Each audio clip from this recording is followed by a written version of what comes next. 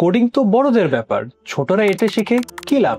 বর্তমান প্যারেন্টসদের অনেক ভুল ধারণা রয়েছে। তেমন একটি ভুল ধারণা হলো কোডিং অনেক কঠিন এবং এটা শুধু বড়দের জন্য। আমি Sharif Ahmed, co founder of Dreamers academy.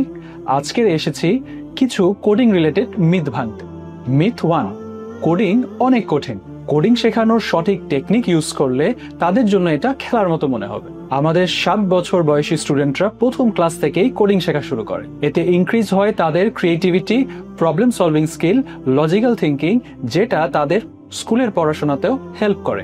Myth 2, coding শুধু গিফটেড জিনিয়াসদের জন্য। সম্পূর্ণ ভুল ধারণা। যে কোনো বাচ্চা শিখতে পারে কোডিং। আমাদের লাইভ ক্লাসের মাধ্যমে ইয়াং কোডার্সদের আমরা শিখিয়ে থাকি scratch, Python, AI, robotics. Myth 3, অনেক খরচ।